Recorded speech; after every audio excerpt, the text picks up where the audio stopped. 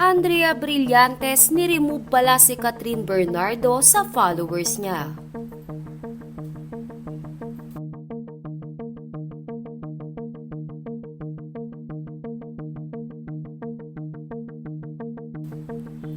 Mainit na pinag-uusapan ngayon sa mga social media platforms ang mga ipinost ng mga legit fans ni Catherine Bernardo.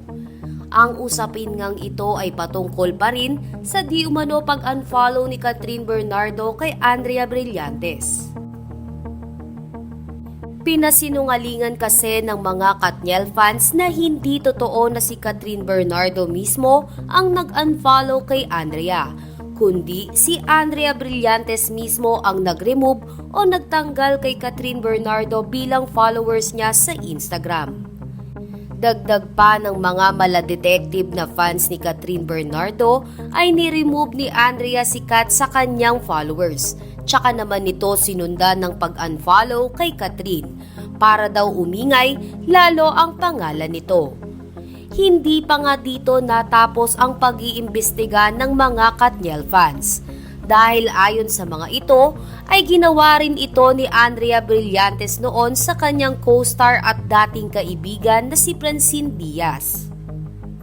Ibinahagi rin ng mga ito ang pruweba kung saan makikita na nagbawas si Andrea ng isa sa kanyang followers noong November 18, 2023.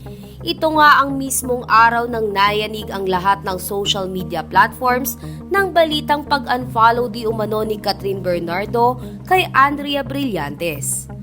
At para naman sa mas lalong malinaw na pruweba ay ibinahagi rin ng mga ito ang isang screenshot kung saan ipinapakita ang mga following status ni Catherine Bernardo magmula November 8 hanggang November 20 na hindi nababawasan kundi nadadagdagan pa ng isang pina-follow.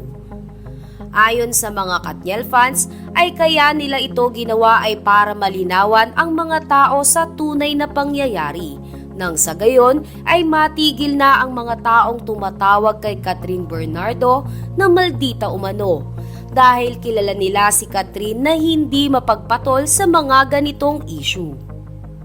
Samantala magpasa hanggang ngayon nga ay hindi pa naglalabas ng official statement sina Catherine Bernardo, Daniel Padilla at Andrea Brillantes patungkol umano sa lihim na pagkikita ni Daniel Padilla at Andrea Brillantes sa bansang Spain.